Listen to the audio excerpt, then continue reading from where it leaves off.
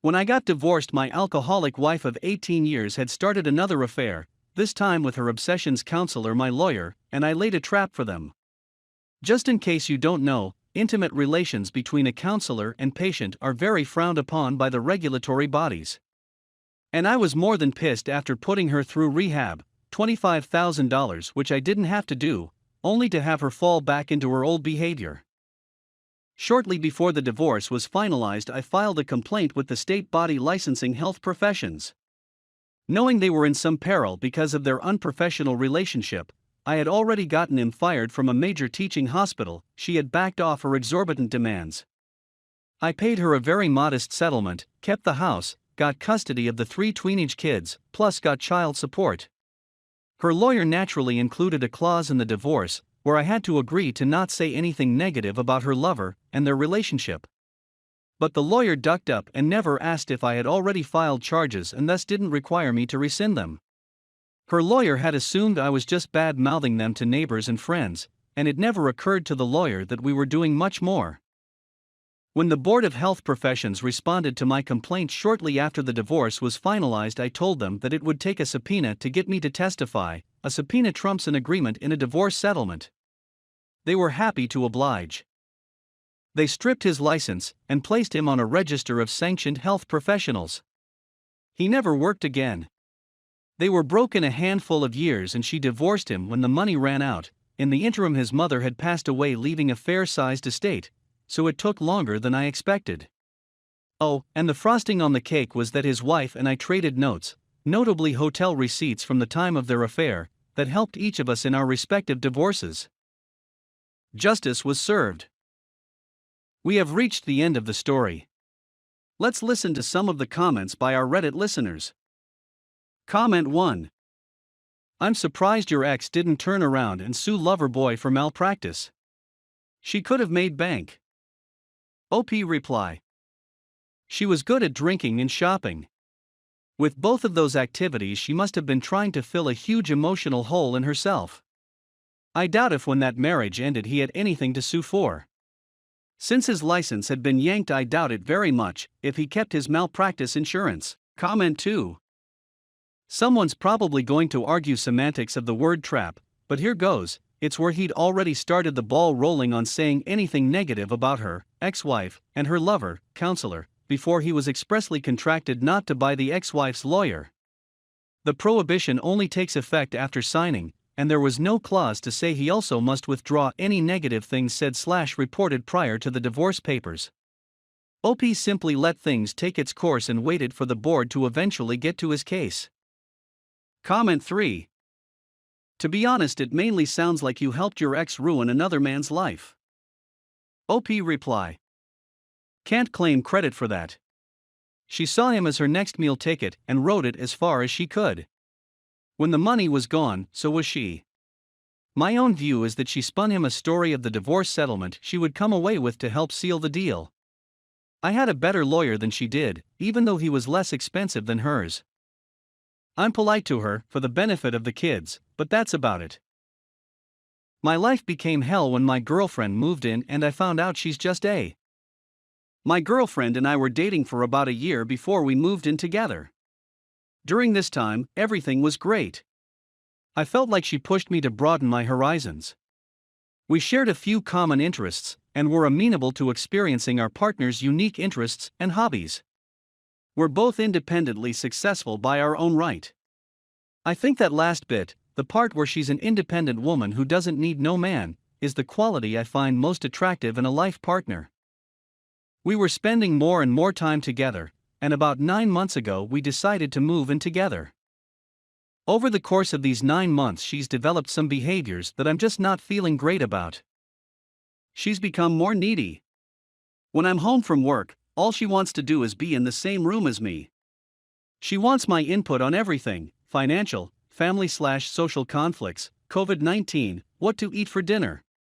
And it's so exhausting after a long day of work. I've mentioned this to her, and all she can say is that she just wants to spend all her time with me after we've been separated at work. She's become so lazy, especially with housework. I typically mop the floors, scrub the bathtub and toilet, cook dinner, and do laundry. Most nights I also do the dishes and destroy off the ants that we're currently dealing with. There is a huge pile of her stuff on our bedroom floor that I don't know how to put away since it's not my stuff. She admits that she does an embarrassing small amount of the housework, and says she'll try to do more.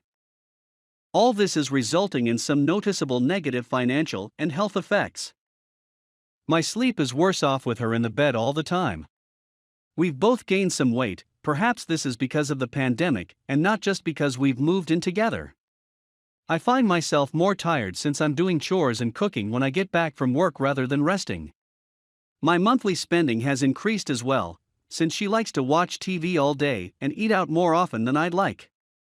During my super long hard days, I'm not able to relax and just veg out by playing video games or closing my eyes a bit, because she wants me to do something else with her. I find that I look forward to the nights that she's out with friends and I'm home alone so I can rest. At least until she comes home drunk at like 1 a.m., and then wakes me up to give her a hug and a kiss before she drunkenly passes out. Like I was saying, my sleep has seriously suffered lately. Anyway, I was wondering if this is normal. Is it normal to be less attracted, maybe even disgusted by her new behaviors? Is it normal to feel like my life overall is worse than it was before? And I hope it doesn't get to this point, but if we conclude that we can't tolerate this relationship anymore, how do you break off a relationship with someone who has already moved in and doesn't have a place of her own? Girlfriend sends this to AP 3 years into our relationship, so I'm just quitting. Me and my girlfriend have been together for close to 5 years now, and only recently I found out that she had feelings for another dude and wanted to leave me for him back in 2019. Basically, she decided to give me her Instagram password because she said she blindly trusts me with everything and has nothing to hide. She asked me to do a couple things in her account as she was a bit busy with schoolwork, and I was free because of winter vacations. As I was doing what she had asked me to do, I was curious to see what her ex-best friend thought about me as a person. For context, they have not been in talking terms for about 5 months now. I was aware that her best friend did not like me, but I was still curious. Knowing that my girlfriend said she had nothing to hide, I decided to read some of their DMs. Well, one thing led to another and I found myself in quite a rabbit hole where I found them making weird comments about my sister, and even her ex-boyfriend, which was quite shocking for me to see. But worse than anything, I found screenshots of her conversation with a dude, let's call him A. Some backstory: my girlfriend is like the popular beautiful girl, who had like 10 boys trying to get with her. I was one of those, but when we did get together, I knew for a fact that she would never betray me. So, even in the last 5 years she had loads of dudes ask her out, but she always ended up turning them down, as she should. I was one of those people, and I thought I was one of those people who got turned down. So what I see in the screenshots isn't something out of the blue, it was the typical, the guy confessing, and she at the end turning him down. But there's a couple things about this which really break my heart.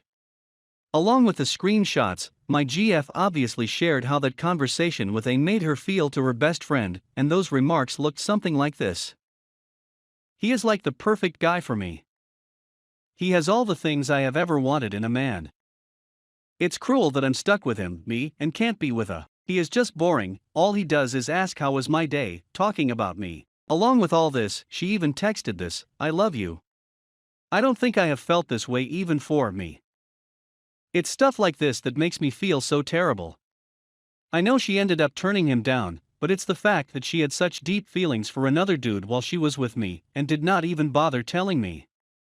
This happened in 2019, and I feel so betrayed about the fact that this is how I found out, and that too in 2022. It felt so bad.